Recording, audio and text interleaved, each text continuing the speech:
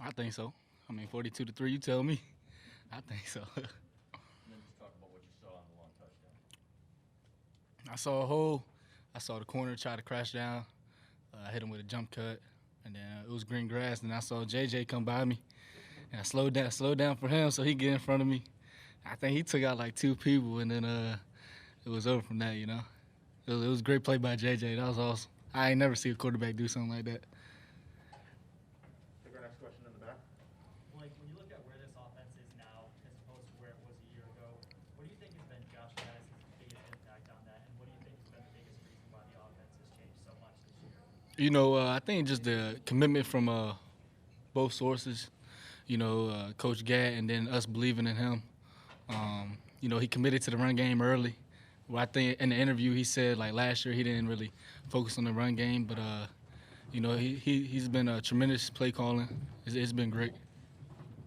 We also added good, bro. center Andrew Vastardis. Next question in the back. Several of the players that are walking back to the locker room are saying 2%. You guys know what that means? You mean this or you? So, beginning of the year, the odds, I don't know, whatever it was 2% likely we'd win the Big Ten championship. That was preseason predictions. I don't know how it works out, but, we believe in each other. We believe in ourselves, but, there's always that little external motivation. So, internally motivated, bring each guy along, but sometimes just some of the stuff that's out there, you just take it and ride with it and fuel the fire. So that's what that was from. Mm-hmm. Third question in the middle. And your coach said that this felt like the beginning. You feel like it's the beginning and that you've kind of set the expectations for future classes and that these guys will live up to what this team has accomplished this year? I think it's the framework for how a team should be relational, giving everything you got for the guy beside you. The expectations for how the season goes is going to be high, but I think the framework, the expectation is more so how the team operates within itself, like the brotherhood, the family, the relationships. And I mean, we've put on a clinic of that this year with our brotherhood, how we care about each other, how we play for each other. And, obviously goals, like accomplishments, all that outside. I think the framework to accomplish all that is what I just talked about. Take our question down here to the right. Just for both of you guys, if you could talk about a chant that you got going for Aiden, touch for Heisman, and specifically what he means to you guys and his team. I think it's pretty self-explanatory. I think he deserves to be the Heisman Trophy winner. And he's showed out every week, been a game changer, and, not just Saturdays. That guy puts it on the line every day in practice, every day in meetings, more dialed in, more committed, more dedicated than any guy I've ever been around. So, how can you not root for a guy like that, in our opinion, deserves it fully? I agree. I mean, he should win the Heisman. He comes into the facility every day. He leads by example, and he just gives it everything he has every time he steps on the field, meetings. It doesn't matter what it is, I think he's proved to the world why he should win the Heisman. He's just a tremendous player. I think he should get drafted number one. But, it's great having a player like that on our team. Do you have any more questions? Down here in the front.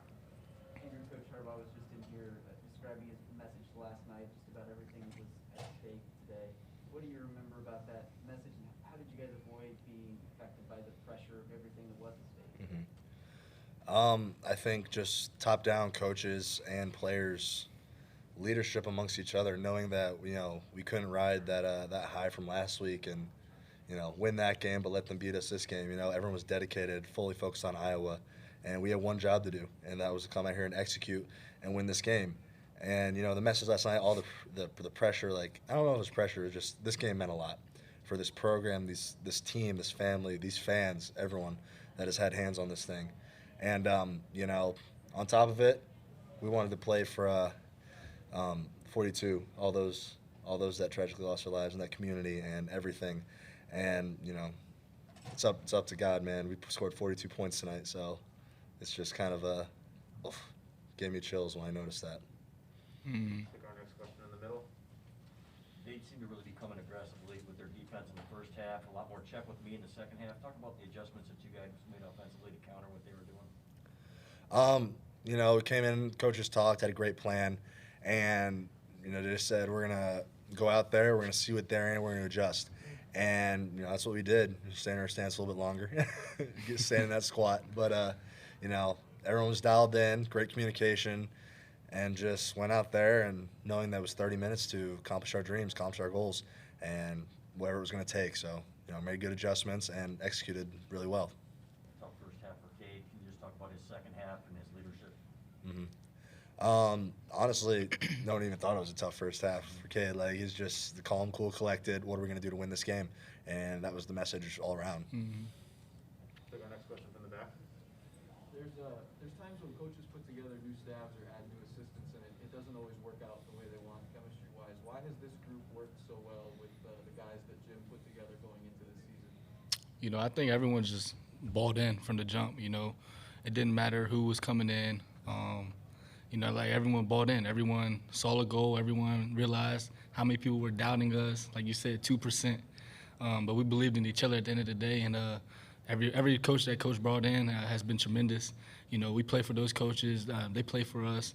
And it's been great. You know, I love all those coaches that he's brought in. You know, Coach Hart and just everyone else. Coach McDonald and all those guys. Any more questions? One more in the middle. I asked like this. Do you feel like you've stated your case to be the #1 overall seed, Andrew? Hey, however it shakes down, we're just excited to go out and play more football. That's right. We'll take the last one from Dennis. For both you guys, this is before you got to school, but what went through your mind when you saw who's got it better than us, spring in Paris and Rome and all that stuff? What went through your mind? I'm sure that attracted you maybe, but I mean, just talk about what went through your mind when you saw him come in and get the job. You want to sit down? That thing's heavy. You mean like before we all came here? Let's take the table down. I mean, shoot, I've been a Michigan fan since I was little. You know, always loved this team, loved this program. Always wanted to be a part of it, and just coming in at a time where energy was high like that, where we fully believed that, you know, at some point or another during our legacy, something would happen, something would put Michigan back on top. And I think just every guy that's come in after I've been here, because I'm the old head, apparently, but every guy that's come in here after I got here has just bought into that and done everything they could to make that happen. And gosh darn it, I'm just so excited to have people around me that care, love, and each other, and just put it all on the line for each other. Because, I mean, that's what it's all about. We added Cade McNamara and some hardware, so. No, hold on. Is there an extra seat? We could get an extra seat. You guys got questions? Chris? Can you just talk about the adjustments in the second half? There was a little more checking me going on, and you really seemed to be aggressive in the first half. How you guys adjusted to that? Yeah, I mean, by the end of the first half, you know, they started bringing some more pressure. You know, and a lot of the drop back game that we had going on was a lot of 5-man protection, and they were bringing one more than we can handle, and they had some success with it. So, you know, we were doing some check with me stuff to make sure that we were in the right play. You know, obviously, you know, when I'm hot, that's not a good situation. So we did the best we could, and, you know, it required the offensive line to be in their stance for a pretty long time. So I know those boys were battling today, and we appreciate them. And, you know, we were just able to, you know, play Michigan football. I don't think we played our style of football in the first half, and, you know, and we knew that. And, you know, we regrouped, and we had a good second half. Talk about Schoonmaker and his big catches that set up touchdowns. Scooney. Yeah. Yeah, Scooney had a big game. The tight ends had a phenomenal game. You know, that was a huge play. You know, I'm just so happy for these dudes. You know, it's just, you know, I'm so happy to be a part of this team. And, you know, you could choose any guy who played today who contributed to this game, and the tight ends did for sure. Bob? Cade, other guys have talked about the 2%, that was your chances to win the Big Ten, and you're going to be 6-6 and whatnot. We haven't really heard that during the season. Was that simmering below the surface, what you guys were motivated by throughout the season? Well, we didn't find out the exact statistic till this week.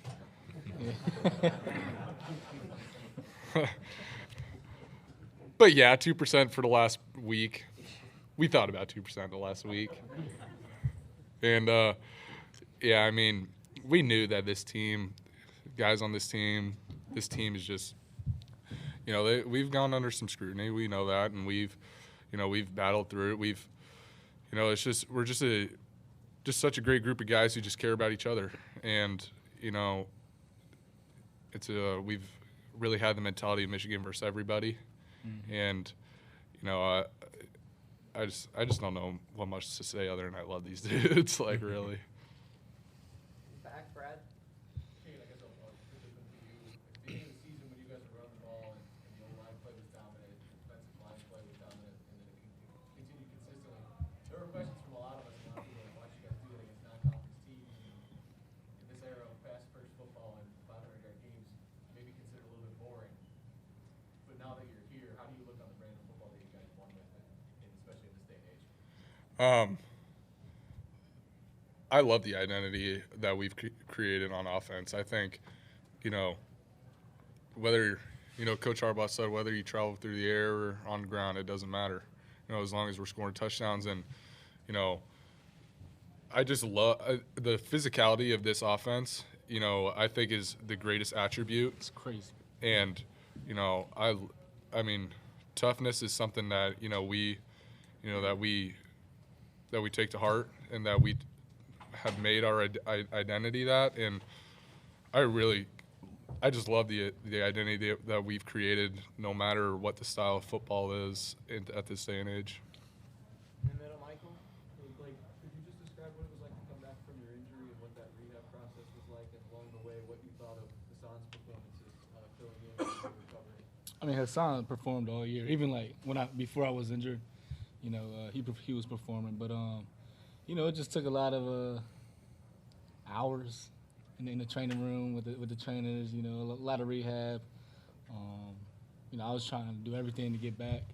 I'm still not, you know, 100% yet, but you know, I'm still going to get back into the training room and rehab until it gets back to 100. But you know, it was tough.